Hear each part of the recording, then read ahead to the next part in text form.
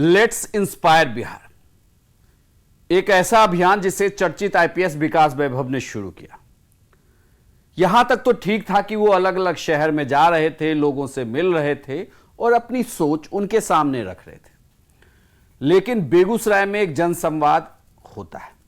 इसमें अलग अलग शहरों से लोग जुड़ते हैं। हालांकि सबसे ज्यादा लोग बेगूसराय के ही इसमें थे। भीड़ की एक संख्या बताई जाती है। हालांकि ऐसे सभाओं में संख्या बल से गिनना थोड़ा मुश्किल है। फिर भी हर जगह जो मीडिया रिपोर्ट है, वो रिपोर्ट ये कहती है कि भीड़ ये 50,000 की होगी। और ये भीड़ सुनने के लिए आई थी विकास वैभव को। नमस्कार, प्रणाम, बिहार तक देख रहे हैं आप और मैं हूं आपके साथ इंद्र मोहन। रविवार को बेगूसराय में एक जनसंवाद कार्यक्रम होता है। आईपीएस विकास वैभव इस कार्यक्रम को करते हैं। मंच पे तमाम लोग होते हैं, लेकिन सबकी नजर होती है विकास वैभव के स्पीच पर। विकास वैभव एक नए बिहार को बनाने की बात करते हैं। एक ऐसा बिहार जिसका सपना उन्होंने देखा और वही सपना वो आने वाली पीढ़ी को भी दिखाना चाहते हैं। इसके लिए वो चाहते हैं कि लोग उनके साथ जुड़ें, आगे बढ़ें। इसका एक और कार्यक्रम अब आरा में होने वाला है 20 दिसंबर को।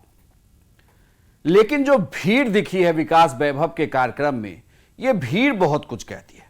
और इस भीड़ से बेगूसराय में जो टिकट के लोकसभा के दावेदार हैं, उनसे लेकर दिल्ली और पटना में बैठे बड़े नेताओं के भी पसीने छूट रहे हों।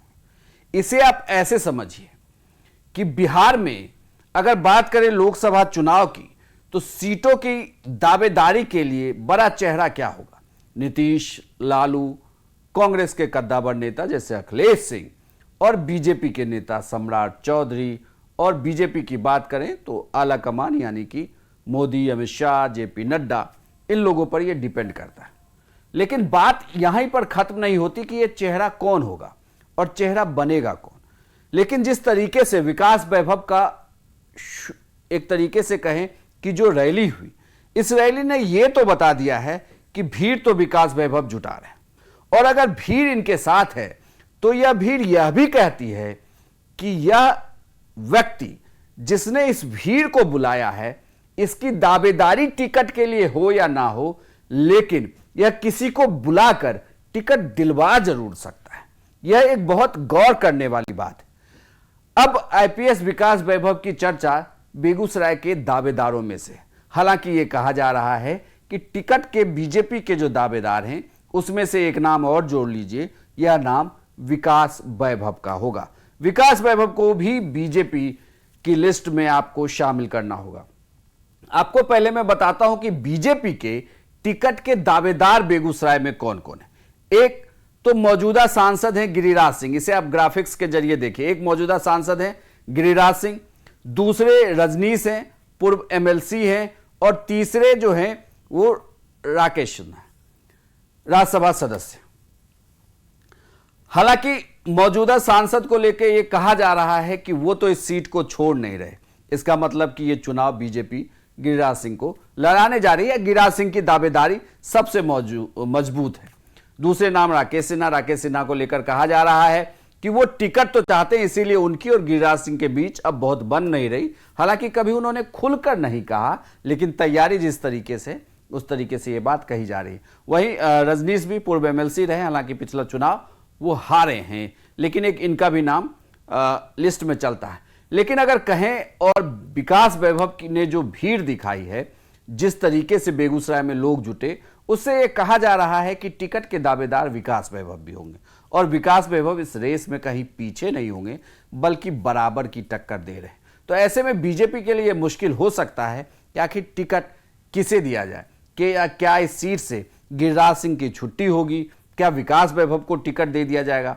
इसके पीछे भी बहुत सारे तर्क दिए जा रहे हैं। लेकिन जब विकास वैभव से यह सवाल किया जाता है कि क्या आप लोकसभा चुनाव लड़ेंगे, क्या आप राजनीति में आएंगे, चूंकि वो एक आईपीएस हैं और सधा हुआ जवाब देना जानते हैं, इसलिए उन्होंने जो कुछ कहा वो पहले आपको सुनाते हैं, क्योंकि ये बयान बहुत महत्वपूर्ण हो जाता है। राष्ट्रकवि दिनकर की भूमि से एक परिवर्तन का संकल्प लिया है।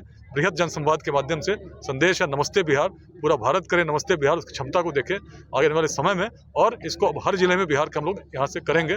20 जनवरी को आरा में हम लोग द्वितीय नमस्ते बिहार बृहद जनसंवाद करेंगे और बिहार के सभी जिलों में करते हुए उद्देश्य है हर ग्राम, हर नगर के हर जन तक पहुंचना, गरीब हो, अमीर हो, किसान हो, युवा हो, और सबके साथ मिलकर एक नए बिहार का निर्माण करना जो अग्रणी हो और भारतवर्ष के उत्थान में अपनी भूमिका निभा रही हो। क्या आपको लगता है कि बिना राजनीति में जाए ये कर पाना संभव होगा? देखिए, राजनीति एक माध्यम है, निश्चित मैं मानता हूँ, हमेशा कहता हूँ, अच्छे लोगों को, निस्वार्थ लोगों को, ईमानदार लोगों को राजनीति में आना चाहिए, इससे बड़ा परिवर्तन होगा। लेकिन मैं उससे भी बड़े परिवर्तन की बात इसलिए कर रहा हूँ कि बिहार को बदलना है, और बिहार को बदलने के लिए केवल राजनीति से नहीं बदलेगा, सामाजिक परिवर्तन चाहिए। उसी प्रयास में मैं लगाऊं कि समाज के हर वर्ग को जागृत करूं और जगाऊं और बताऊं कि बिहार तब क्या था, अब क्या है, और तब कारण क्या थे, अब कारण क्या है। केवल राजनीतिक परिवर्तन से यह संभव नहीं है, इसके लिए सामाजिक परिवर्तन बृहद स्तर पर करना होगा। उसी की श्रृंखला का प्रारंभ आज हम लोगों ने बेगूसराय से किया। विकास वैभव की दावेदारी बड़ी है। विकास वैभव अगर चुनावी मैदान में उतरते हैं तो उनके पक्ष में कई सारी बातें हैं जो बताती है कि वो बेगूसराय से दावेदार कितने बड़े हो सकते हैं। सबसे बड़ी बात कि वो आईपीएस हैं, ईमानदार छवि रही है उनकी। ऐसे में जो मौजूदा सांसद हैं, अगर उनके खिलाफ थोड़ी भी एंटी इनकम्बेंसी है, उस फैक्टर को विकास वैभव काट सकते हैं। दूसरी, बेगूसराय की जातियों की बात करें तो बेगूसराय की जो जातियों का समीकरण है उसमें जो भूमिहार जाति है उसी जाति से विकास वैभव भी आते हैं, तो यह भी उनके पक्ष में जाता है। तीसरी बड़ी बात कि युवाओं के बीच में खासे लोकप्रिय हैं, सोशल मीडिया पर अच्छी पकड़ है, युवा उनके साथ है, तो उन्हें प्रचार प्रसार करने में बहुत दिक्कत नहीं होने वाली।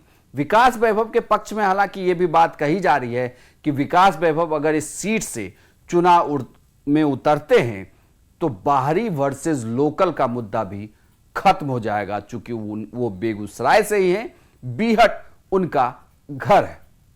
खैर, बात अब इससे भी आगे। हालांकि राजनीतिक जानकारों ये भी कह रहे हैं कि विकास वैभव के लिए इस बार मुश्किल होगी क्योंकि यह सीट गिरिराज नहीं छोड़ेंगे। ऐसे में यह कहा जा रहा है कि पास की सीट यानी कि मुंगेर की जो सीट है जिससे जेडीयू के राष्ट्रीय अध्यक्ष ललन सिंह चुनाव लड़ते हैं, उस सीट पर उनके खिलाफ एक चेहरा, भूमिहार चेहरा विकास वैभव हो सकते हैं। खैर, यह बहुत बाद की बात है। मौजूदा स्थिति में अगर आप देखें तो जिस तरीके की भीड़ विकास वैभव के जनसंवाद में जुटी है, यह भीड़ यह सोचने पर जरूर मजबूर करती है कि इस शख्स की दावेदारी को भले ही कोई पार्टी यह सोचे कि क्या टिकट दिया जाए या ना दिया जाए, लेकिन यह भीड़ तो यह बताती है कि यह शख्स किसी को भी अब टिकट दिलवा सकता है। और इसी तरीके की भीड़ लगातार जुटी तो लोकसभा चुनाव में बहुत बड़ा फैक्टर होंगे आईपीएस विकास वैभव और उनका चलाया जा रहा है कार्यक्रम लेट्स इंस्पायर बिहार।